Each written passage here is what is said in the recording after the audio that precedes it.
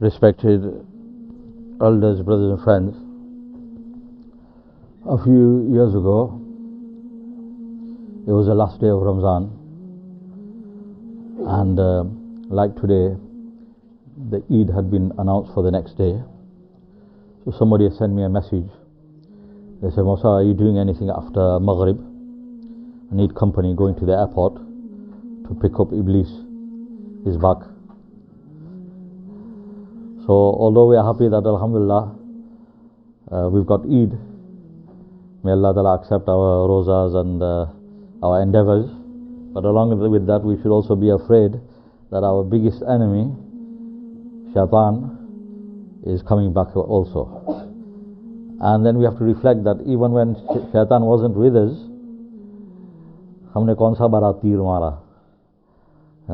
What great achievement did we make with the absence of Shaitan, which proves to us that it's not Shaitan that's the problem, it's us that's the problem. The ulama kiram have written that when a person sins, we always like to blame it on Shaitan. Shaitan made me do it. But وَمَا أُبَرِّئُ نَفْسِي إِنَّ النَّفْسَ لَأَمَّارَةٌ بِالسُّوءِ. What about your nafs? أَعْدَى عَدُوكَ نَفْسُكَ الَّتِي بَيْنَ جَنْبَيْكَ أو كما قال عليه الصلاة والسلام. Your biggest enemy is inside of you, between your ribs. That's your nafs. How do you know that when you're committing a sin, that sin is from Shaitan? Shaitan made you do it, or you yourself, your own ego, your own desires, your own caprice made you do it? Caprice is a word for nafs. People tend to say desires, but desires is what comes out of caprice. Yes? Some people say soul, but soul is ruh. So I kept on researching that word. The word didn't sit well with me. So many years ago, then I found that no, the word for it is caprice. So in a bayan, in a big masjid, I was delivering a bayan, I introduced that word caprice. And I mentioned it a few times. So somebody came in a bit late into the bayan, and then he heard it, and then afterwards he came up to me and he goes, Masa, what was this khabis you were talking about? I said, la, not khabis la, I was talking about caprice. And then as an afterthought, I said to him that you're quite right. Caprice is khabis. Inna an-nafsa la'ammaratun bisu. Yusuf alayhi salam said, your caprice, your nafs, is a naughty boy, is evil, is mischievous, is khabis. So how, when a person commits a sin, we tend to blame it on Shaitan all the time. But the ulama kiram have written that it's not just Shaitan, it's nafs also. And how do you differentiate between the two? They say that a good point, a good indicator is, if you get the urge to commit a sin, and then you pray La Hawla, and you pray A'udhu Billahi Minash Shaitanir Rajeem, like he says in the riwayats, that a person after Fajr namaz every day, if he prays, or she prays A'udhu Billahi Minash Shaitanir Rajeem 10 times, then Shaitan will stay away from him. Rasulullah sallallahu alaihi wasallam said, whoever after Fajr namaz and after Asr namaz prays the fourth kalima 10 times, then Shaitan will, brothers with the phones out, put your phones out please. Shaitan will be away from him, he'll get the reward of freeing 10 slaves, and so on and so forth. And Shaitan will not be able to overpower him. So a person gets the inclination to commit a sin, and then he prays A'udhu Billah, etc., and the thing goes away. That means Shaitan has retreated. He starts doing zikr, Shaitan has retreated. If thereafter the thought keeps coming back to you again and again, then it's not Shaitan. You can't blame him for everything. It's you. Your own evil has overtaken you. Your own nafs. And this is why you need to contain your nafs. And this is what Ramzan was given to us for. But unfortunately now today, our Ramzan, as with everything, Islam has two elements. One is the physical, the apparent, and the other is the spiritual. So physical, for example, Hajj. Physical is going there, doing tawaf, going Arafat, and so on and so forth. And then there's a spiritual element, which unfortunately is fast leaving us. The elders sitting here will testify to this. There was a time when one person from our locality would go for Umrah or Hajj. When he would come back, the whole locality would feel the pulse. Isn't it, brothers? Now half the masjid is gone for Umrah, they come back. There was a time when one person would go for 40 days in Jamaat. When he would come back, I've witnessed this myself. the dohas sitting on chairs, in those days they didn't sit on chairs, but the dohas sitting on the radiators, they'd say, koi jamaat aayi, koi jamaat aayi, koi jamaat aayi. Because they could feel something happened. There's an aura. And they said, pelo chillo lagai na ayo. One youngster spent 40 days, he walked into the masjid, people would feel there's something there. That's the spiritual aspect of our deen. Do you understand, brothers? You're acting like you don't know what I'm talking about. Do you understand what I'm saying? And the older you are, the more you'll know what I'm talking about, because there, back in the days, it was strong. It was strong. You walked into Zakaria Masjid, even if you walked in to do Masjid Damal, I know, I witnessed it myself. You'd grab a Quran. I'd never grab the Quran without my mom telling me. I was forced to, because that carpet had soaked up some mega tears and seen some Allah wale there. And there was spirituality. I went to one place, there was an old masjid there. It had a heartbeat.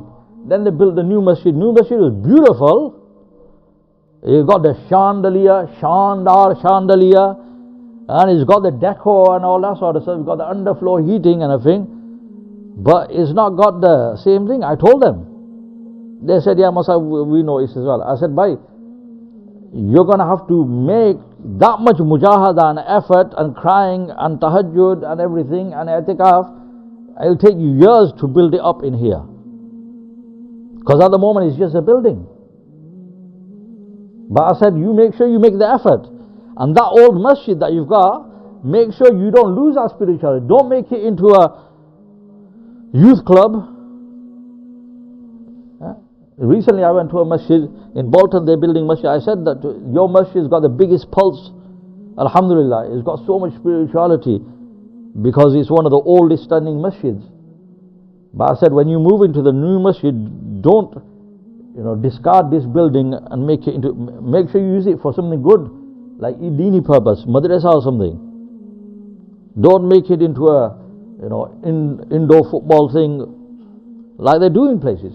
Anyway, that's a different Jummah bayan altogether. We don't have to have that much time. Ramzan's coming to an end. So main kya keh raha tha? Nafs. So if it's coming back again and again, don't say, Shaitan made me do it. Haro Shaitan, nalaik. He's always after me. I didn't do it, Shaitan. No. It's you. If it keeps coming back again and again, and you're praying, A'udhu Billah, it's still that means that your nafs inside you is corrupted. You fed it and you made it so fat. There are some people who are fat, but their nafs is slim. I saw Allah wale, who on the face of it looked like they were fat, but their spirituality was something else. They would say one word, it would rip your heart. Maulana Zubair Sahib Rahmatullah, my Ustad, Hazrat Sheikh Maulana Zakaria Sahib Rahmatullah's grandson. When he was a kid, Maulana Zubairul Hasan Sahib, Maulana Inamul Hasan Sahib Rahmatullah's son. In one i'tikaf, when he was a kid, Hazrat Sheikh used to have his i'tikaf. In his i'tikaf, he used to say to people, you can sleep as much as you want, you can eat as much as you want, lekin bolne pe pabandi hai, you're not allowed to speak. That's a big mujahada for people, for us lot. Chatterboxes, panchat karwani chaz, you gotta talk. But that's a mujahada. That's why people can't give up their mobile phone. That's why certain places where you can go i'tikaf, but you have to hand in your mobile phone, people don't like going there. And people don't like going in Jamaat with a person, with an Amir Sahib who says, "Bhai, put your mobile phone away, put it in your suitcase." Because that shaitan inside is too big. So he used to say, you can eat as much as you want, sleep as much as you want, but nobody's allowed to talk. The person sleeping next to you can't talk to him, no socializing. So that was a big mujahada. And he said, do as much tilawat as you can. One Ramzan he announced that let's have a competition, let's see who can do the most tilawat. Hazrat Maulana Umarji Sahib Rahmatullah from Bolton, he was there, as well as Maulana Yusuf Mutala Sahib Rahmatullah and others. Maulana Umarji Sahib narrated himself. He said that at the end of Ramzan, when Eid was announced and they got the results in,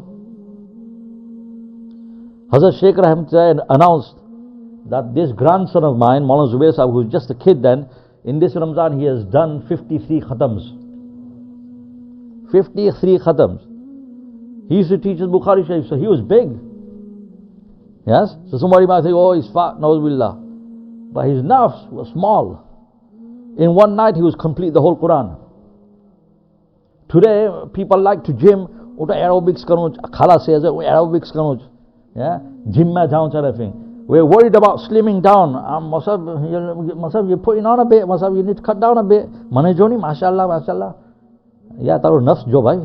Don't just look at your body. What about your nafs? You might be slim on the outside. Inside you, your nafs got so big. So respected brothers and elders, what's happened now, unfortunately, is we're going through the formalities. You know, the physical aspect of our deen, we're concentrating on that. In Ramzan, in Umrah, in Hajj, in Jamaat, in going out in the path of Allah, in our masjid, everything. But unfortunately, our attention is falling away from that spiritual side. Which is why we're not attracting, we're not pulling hearts. Deen has that potential. In the olden days, people used to see a Muslim and they would become a Muslim. Look at an Allah wale and they would accept Islam. Because of the aura, the spirituality coming off that person.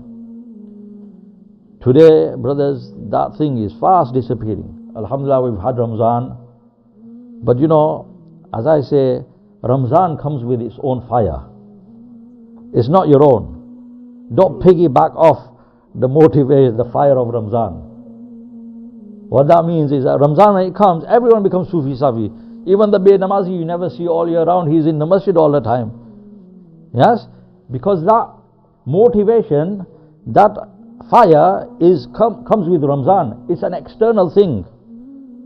So when it's an external thing, when it goes, as it's going to go now tonight, then tomorrow people won't make it to Isha Namaz without sinning, without missing a namaz.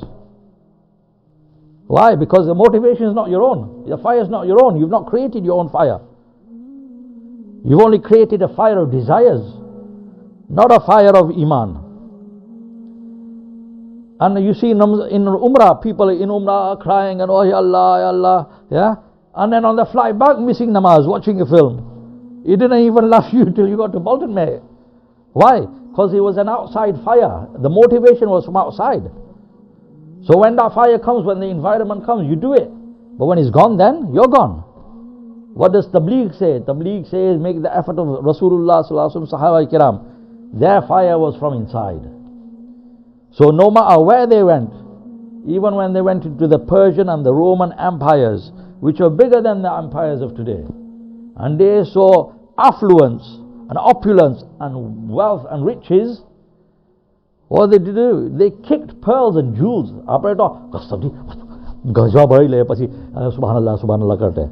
Yeah, you know that famous story when they went to Baitul Muqaddas? Yeah, they were in Masjid Aqsa, right? And the enemies, they said that, man, these guys, this encampment of Muslims, we can't defeat them. So they came up with a plan. They realized, even the non-Muslims at that time, they realized that spirituality is something. Today a person who's going in the path of Allah, who's spending 4 months, doesn't realize that spirituality is everything. A person who's sitting in itikaf doesn't understand that. A muazzin, a musalli doesn't understand my spirituality. That's what I need to work on. A person who's got spirituality, he'll do a little, but he'll excel. Person who's not got that spiritual power, he's in 40 days, in 4 months, he's on the phone and this. He does 4 months. But he won't get what the other person gets in 3 days. The person with the phone, he's in i'tikaf. But he won't get what the other person gets at home. Like a person, he's in a car, zooming past Manchester Airport. So he sees a plane on the runway. And he thinks, yeah, I drove past here 5 hours ago, he was still here. Allah is still here. I'm better than that, I'm faster than that. Because he's got a nice sports car. Vroom. Yeah, you're going now, you're going very fast. But that plane, it just needs to fire up. And then when it goes, within 2 minutes, it'll cover more distance than you've done in an hour. Yeah? Why? Because it's got more potential. In the same way, Allah Wali, who's got potential, who's built up that spirituality, he'll excel. And today we're lacking that so much. And so, that fire of ours is from outside. Tabligh says, build your own fire. Then what will happen? I'll end with this one example. There was a time when people used to say simple words. I was having a conversation with somebody the other day. In our maktab, all of us sitting here, In our maktabs, I say very proudly, my ustads were factory workers, were plumbers, were shopkeepers. My ustads. They were neither alim nor hafiz. But what did they do? They had fire inside them. They had a real passion for deen, which they could pass on to us. And so those people, they could say a few words. Hazrat Maulana Zubair Sahib, who I was talking about, used to come, people before him used to do 2-hour bayan and stuff. He used to come do 10-minute bayan. Many of you have witnessed. Before his 10-minute bayan, he'd come on, he'd do his 10-minute bayan. Every day a simple standard. Allah Ta'ala ne hamari sabki kamyabi deen mein rakhi hai, deen kya hai. And then he had his certain tone. And he'd do a 10-minute bayan. After the bayan, he would say, Mango Allah se. Because he'd do dua. When he used to say, Mango Allah se, those words used to be like arrows piercing our hearts. So many times I witnessed, myself and others, a stone-hearted person like me, and I used to look around in the majma. Hazrat used to lift his hands up. He's not starting the dua, he'd say, Mango Allah se. That used to rip the hearts, people would start crying. Chota Bhai Hatia Rahmatullah was the Zimmedar of Gujarat, of Panoli Halka in India. So he was a very simple thing. He'd come here many times. Many people know him. You look at him, you think, who is this guy? But he's a very, very Purana Sati. He was a Zimmedar.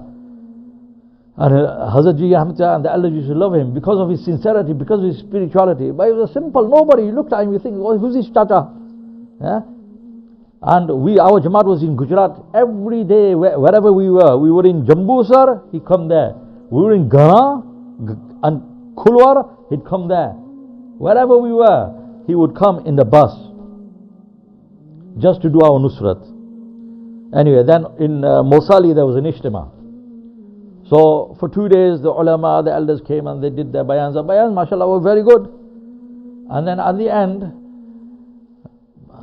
Chota Bhai came on. And I'm personally a witness to this. He came on and he took the mic and he said, Bhai, jo jahan kahin hai, mandap mein aa jaye. Come into the main tent. Khidmat wale bhi aa jaye. People from the kitchen, people who are outside. Tashkil tartib wale bhi aa jaye. Sab aa jaye mandap mein. And then he's gathering everyone. And then he said, aa jao bhai, dua hogi. That's all he said. Aa jao, dua hogi. Dua thawanis. The pain that he said that with. Dua hogi. People just started crying. Some people here sitting here might be thinking, oh, this guy, man, what's he talking about, chatting bubbles? That's because you're not witnessed it. But this is a miracle of tabligh, spirituality. Think about your grandma, your mother, elders in your family. They had something, which you can't explain, you can't put into words, but they had something. That was that spirituality. And today we've lost that. There was a time when any Jamaat would come, any tablighi Jamaat brother would stand here, do a talk, it would pierce your heart. Now it still happens, but not with every Jamaat. Not with every Jamaat. Some Jamaats, he's done his gush and everything, he's just lost all his Nuraniyat on the phone, and then he comes to do a bayan. So he's got a very flowery bayan.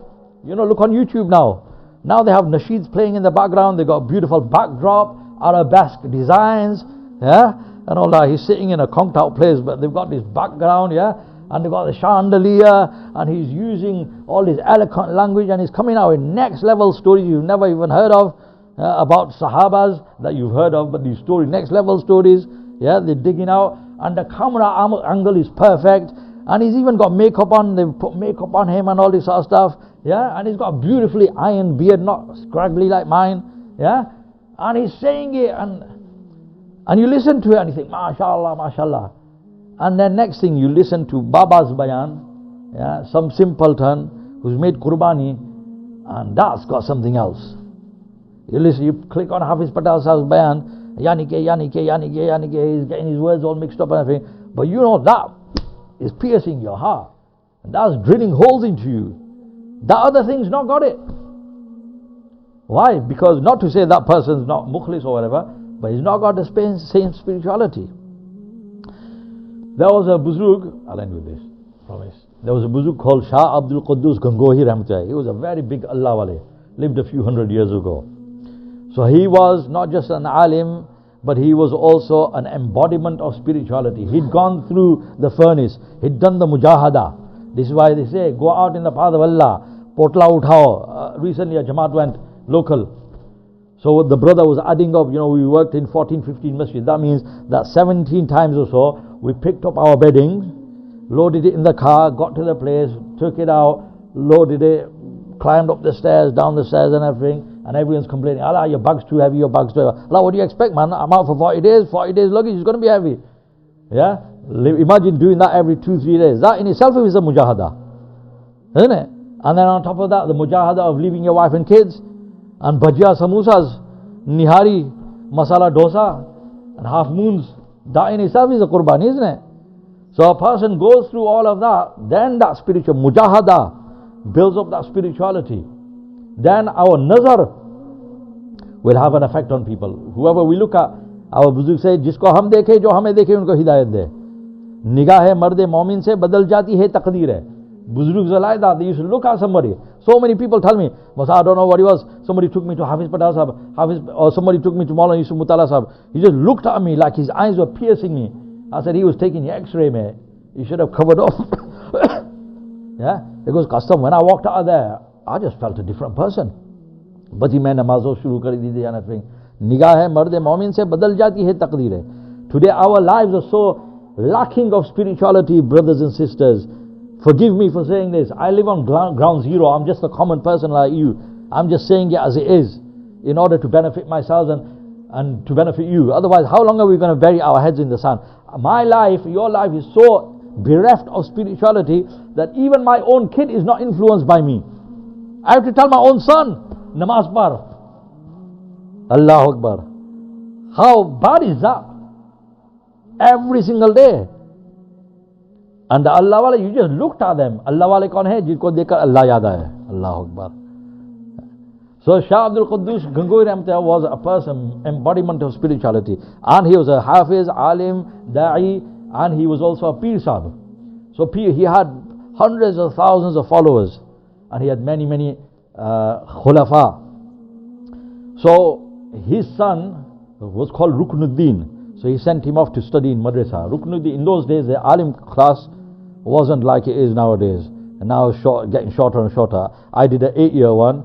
Nowadays, you get 6 years, you got 5 years as well. Then you get the come home every day and go to college as well and do, yeah. But in those days, they had the full whack, 14 years. He went to madrasa for 14 years. After 14 years, he's graduating, he's coming back. In those days, they used to teach them all sorts, dunyawi and dini knowledge. So he's coming back with all this logic and philosophy and all this heavy, heavy knowledge. So they received a letter. So Shah Abdul Quddus announced to his murideen that my son is coming back. So they got dead happy. They said the prince is coming back after 40 and he's graduated. We got to have a jalsa, Hazrat said, no, forget it. They said, no, we insist. So anyway, he gave them the green light. So they had a massive jalsa. They put up a stage and everything, lights and everything. And they said, Shah Ruknuddin, the prince is coming, red carpet, flowers and all that sort of stuff.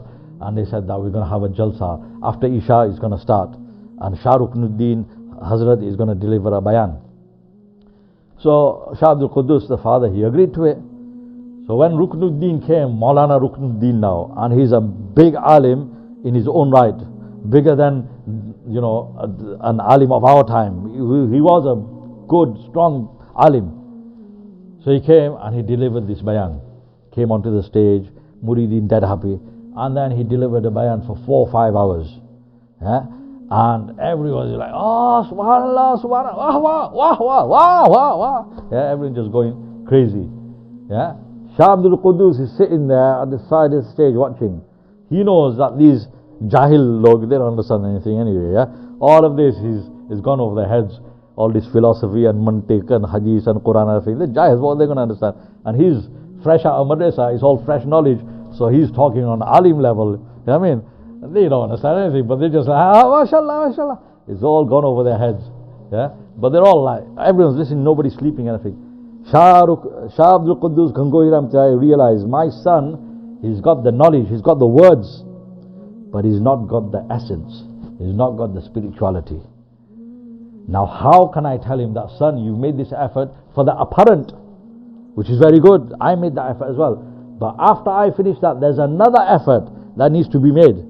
Just as you become a hafiz, after that there's another effort to make the door pakku, and to become a lifelong hafiz, there's another effort. You go for 4 months, you go for 40 days, you become a namazi, well and good. Now there's another effort, go for 4 months, so you become a proper namazi.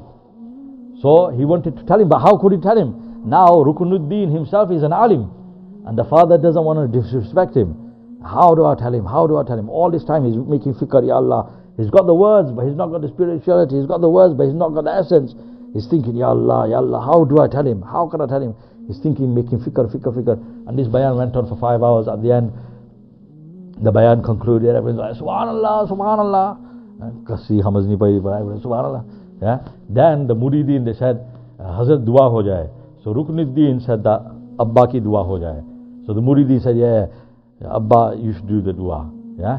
So Shah Abdul Qudus Hafiz, he goes, no. But then he thought to himself that, yeah, this is my opportunity.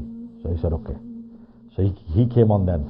Now remember, the person leaving the stage now is the alim. Yes? The lacking in spirituality. He's not done the mujahada. He's done the mujahada of knowledge, but he's not done the other mujahada which needs to be done. And this person, he's got it all. He's a full package, the real McCoy. Yeah? He's got the spirituality, he's done the mujahada afterwards, he's done khanqa and everything. He comes on.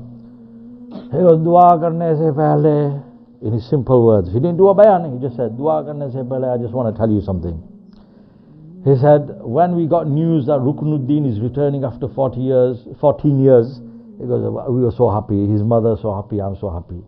The muridin, you people got so happy as well. So he goes, aap logon ne ye sab intizam kiya. You made all these arrangements for Rukunuddin. Ghar mein uski ammi ne bhi tayyari ki. His mom also, to welcome him in his celebration, she also decided to make something. She made kheer. Uski maa ne kheer banai. Now kheer in those days was a delicacy, was a rarity. You can't afford it, right? So it was very rare that you had kheer.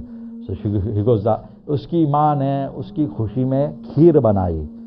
और खीर को ठंडा करने के लिए उसने एक प्याले में रखा और प्याले को खिड़की पे रख दिया और फिर एक बिल्ली आई और बिल्ली के उछल कूद के नतीजे में वो प्याला गिर गया और खीर सारी ज़ाया हो गई और मुझे खीर खाने को न मिली. That's all he said. What did he talk about? He talked about kheer, rice pudding, and a cat knocking off the thing and the thing getting wasted. And he goes, his mom didn't get any kheer, he didn't get any kheer, and I didn't get any kheer to eat. He said that, and an electric current ran through the whole masjid, hundreds of thousands of people. Everyone broke down crying. What did he talk about? Nonsense. Bilari and kheer. But Rukunuddin then, when he heard that, when he saw that, he looked at the crowd. I did a 5-hour bayan, not a wet eye in the house. Yeah? He talks about a cat and kheer, not a dry eye in the house. Rukunuddin came and fell at his father's feet and he goes, Bas Abba, main samajh gaya, main chal raha hoon. He goes, I have understood, from tomorrow I'm going in the path of Allah. I understand what you're trying to tell me. I have not got the spirituality. So respected brothers and sisters, Ramzan came and Ramzan is going. May Allah Ta'ala accept our ibadahs and rosas and everything. But along with that, brothers and sisters, let us assess ourselves. How much spirituality do I actually have? Is it that Ramzan goes and my piety goes? Is it that Ramzan goes and my namaz goes? Is it that Ramzan goes and my Sufi Safiness goes back to being what I was before? If that's the case, then we need to go out in the path of Allah. And we need to build our Imaan, light our own fire. This is very, very important. Why? Because we're all going to die, we're all going to go in our graves, we're all going to have to give an account for our lives. And if it's a life of irreligiousness and sin, then what are we going to show to Allah subhanahu wa ta'ala? So therefore, brothers, it's imperative we go out in the path of Allah. So today, because it's Ramzan and Eid Khabar has come, therefore I'm going to go very easy on you. 3 days, brothers, make intention inshallah. Next month from this masjid, brothers will be going for 3 days, for a weekend, not even 3 days, for a weekend, from Friday night to Sunday night. Everyone needs to go, young, old, educated, uneducated. Every single person needs to go, because we all need to tame our nafs, get that caprice in check, knock it into check. So brothers, make intention inshallah.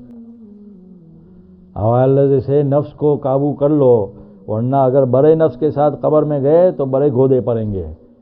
Tame your nafs before you die. Otherwise, if we die with a big nafs, then there's going to be big problems in the qabr for us. So we have to tame our nafs, control our nafs. This is why Allah Ta'ala has given us His commandments. So we don't do according to our desires, we do according to Allah Ta'ala's requirements. This is why sunnat has been given to us, so that we follow the sunnats. If a person follows the sunnats, automatically they will come out of their desires. Chalo, Allah Ta'ala accept everyone's intentions, Allah Ta'ala accept our rosas, and Allah Ta'ala gives us the tawfiq to continue after Ramzan like it is Ramzan. That doesn't mean we've got to keep rosas every day. That doesn't mean don't kill your wife, don't demand half moons and samosas every day as well. Bichari hu karwani hai. Meaning keep up the momentum after Ramzan. Maulana Ilyas Sahib Rahmatullah used to say, jo zindagi Ramzan ki tarah guzarega, whoever passes his life, lives his life like it is Ramzan, meaning just as you are guarding your tongue and your eyes and your stomach and in Ramzan, in the same way, live your life like Ramzan, death will come to you like Eid. Allah Ta'ala grant me and all of us.